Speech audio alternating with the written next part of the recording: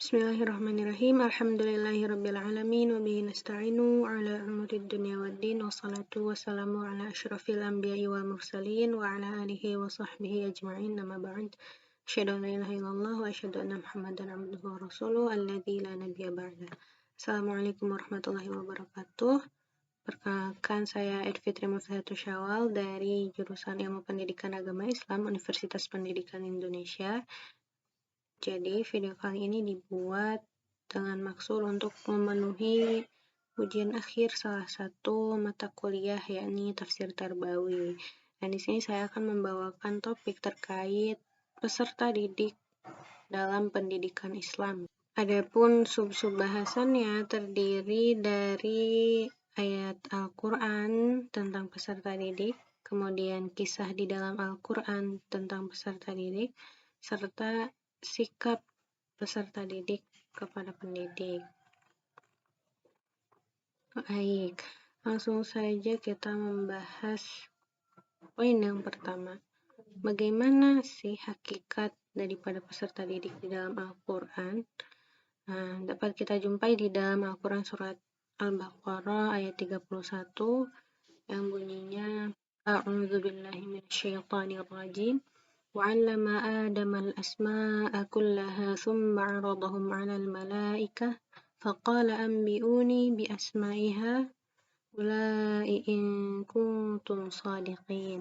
Yang mana jika diartikan secara harfiah begitu ya, wa'allama, dan dia mengajarkan Adam kepada Adam al-asma'a, nama-nama, kullaha, seluruhnya, summa aradahum, kemudian dia mengemukakannya alal malaikah, kepada para malaikat, faqala, maka dia berfirman, ambiuni, terangkanlah kepadaku, bi asma'i haula'i in kuntum shadiqin, dengan nama-nama ini semua jika kalian adalah orang-orang yang benar. Adapun asbabun nuzul daripada ayat ini dapat kita lihat daripada redaksinya bahwa dialog ini terjadi antara Allah dengan malaikat, yang mana di ayat ini dapat kita lihat betapa tingginya Allah memuliakan manusia, di mana manusia diajarkan hal yang tidak diajarkan kepada malaikat gitu ya.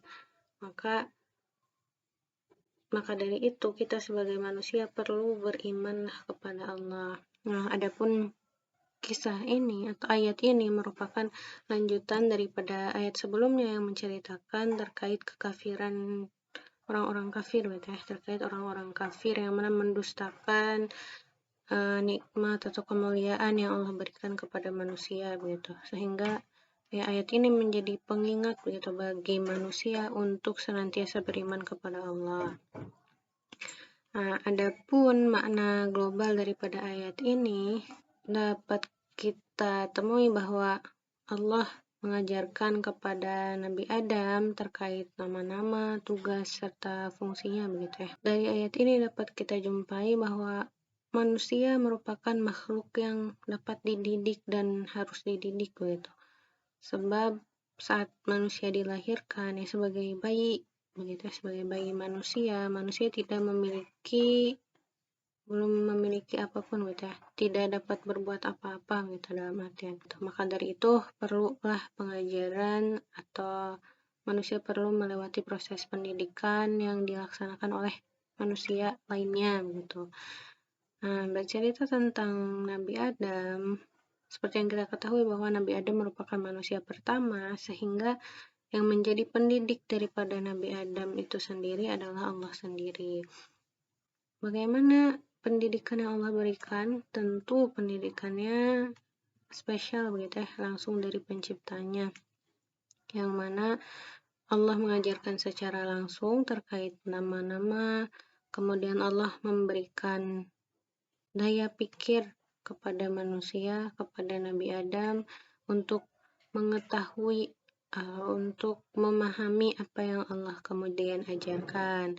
Setelah nama-nama itu diajarkannya kepada Nabi Adam, kemudian Allah pun memperlihatkan apa yang diajarkan kepada Nabi Adam, benda-bendanya, kemudian ditanyakan kepada malaikat, Diperintahkanlah malaikat itu untuk menyebutkan nama-nama benda tersebut yang telah diajarkan kepada Nabi Adam tadi, dan ternyata para malaikat pun tidak dapat menyebutkannya gitu.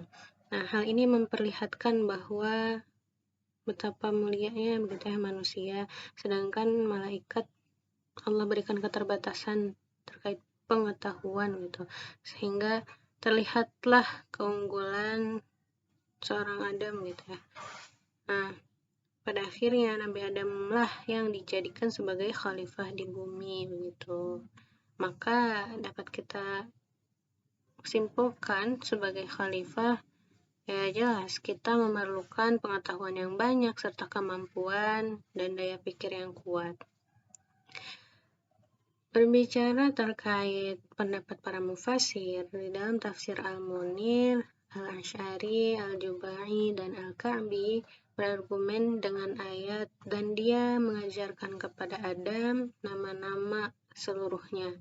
Itu digunakan sebagai pendukung pendapat mereka bahwa semua bahasa sifatnya itu tauqifi, yang artinya Allah telah menciptakan ilmu daruri, yang mana pengetahuan dasar, kita mengetahui kata-kata dan makna-makna serta menciptakan pengetahuan gitu, bahwasanya kata-kata tersebut dipakai untuk mengungkapkan makna-makna itu.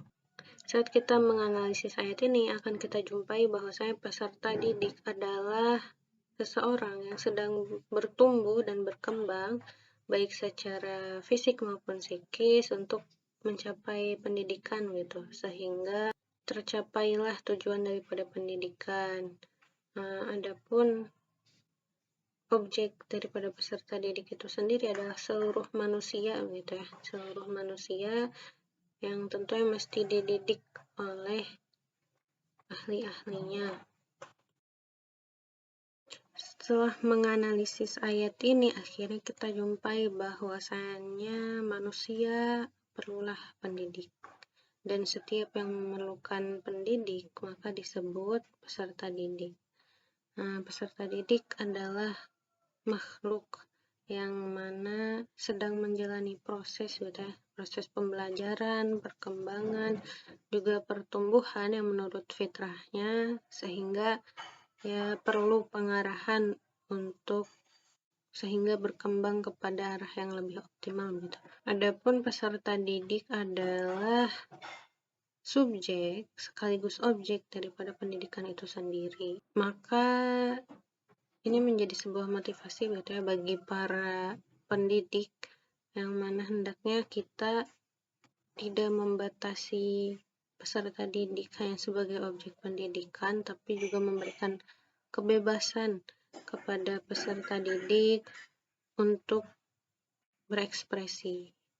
Jadi sebagai pendidik, kita memberikan ruang kepada peserta didik untuk berekspresi, mengemukakan pengalamannya atau mengemukakan pandangannya dan sebagainya. Dari analisis ayat ini dapat kita jumpai bahwa malaikat dikaruniai oleh Allah pengetahuan yang terbatas gitu, yang sifatnya statis, berbeda dengan manusia.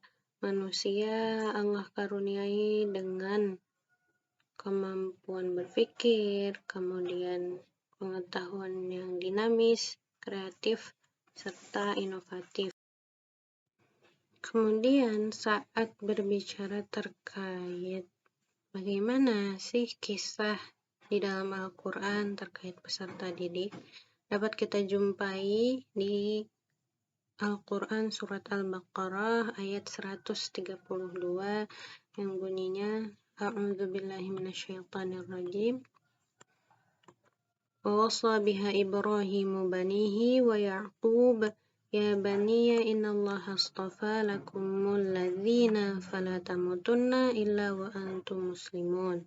Wa wassa, dan telah mewasiatkan biha dengannya Ibrahim banihi anak-anaknya, wa Ya'qub dan Ya'qub, ya baniya wahai keturunan, innallaha sesungguhnya Allah astafa telah memilih lakumul ladzina bagi kalian agama, fala maka jangan tamutunna, kamu mati, illa wa antum muslimun, kecuali dan kalian orang-orang yang tunduk atau muslim. Jadi jangan sampailah kita mati kecuali dalam keadaan memeluk agama Islam. Secara asbabun nuzul, ayat ini turun saat orang Yahudi berkata kepada Nabi Shallallahu Alaihi Wasallam, "Hai Muhammad, apakah kamu tidak tahu bahwasannya Nabi Ya'qub di hari kematiannya berwasiat kepada anak-anaknya agar beragama Yahudi?" Sehingga perkataan tersebut dijadikan dalil oleh orang-orang Yahudi yang hendak mengatakan bahwasannya agama mereka lebih tinggi daripada agama Islam gitu. Di dalam tafsir Al-Lubab, Imam Al-Kalbi berkata ketika Nabi Ya'qub telah memasuki kota Mesir, ia mendapati banyak orang Mesir yang menyembah berhala dan api. Kemudian Nabi Ya'qub khawatir gitu, sehingga beliau mengumpulkan anak-anaknya, lalu Yakub berkata pada anak-anaknya, "Wahai anak-anakku, apa yang kalian sembah setelah aku mati?" Kemudian turunlah ayat ini. Dapat kita jumpai makna global daripada ayat ini yang menjadi faktor daripada tingginya kedudukan Nabi Ibrahim di dunia dan di akhirat dalam Islam. Yaitu beliau senantiasa berserah diri kepada Allah dan beliau pun mewasiatkan kepada anak-anaknya untuk senantiasa memegang agama ini, begitu ya. Demikian pula Nabi Yakub yang mana ia berwasiat kepada anak-anaknya, "Wahai anak-anakku, sesungguhnya Allah telah memilih agama penyerahan diri ini untukmu, sehingga janganlah kamu mati kecuali dalam keadaan muslim yang berserah diri." Di dalam tafsir Al-Misbah, faktor yang menjadikan beliau atau Nabi Ibrahim mendapat kedudukan yang tinggi di sisi Allah sebab ajarannya senantiasa diteruskan kepada generasi setelahnya. Berdasarkan analisis ayat ini dapat kita lihat bahwa begitu besar tanggung jawab daripada keluarga dalam membina keberagamaan anak gitu. Sehingga tanggung jawab mengajarkan agama itu merupakan hal yang penting. Adapun penanaman akidah ini telah dicontohkan oleh para nabi terdahulu sebagaimana firman Allah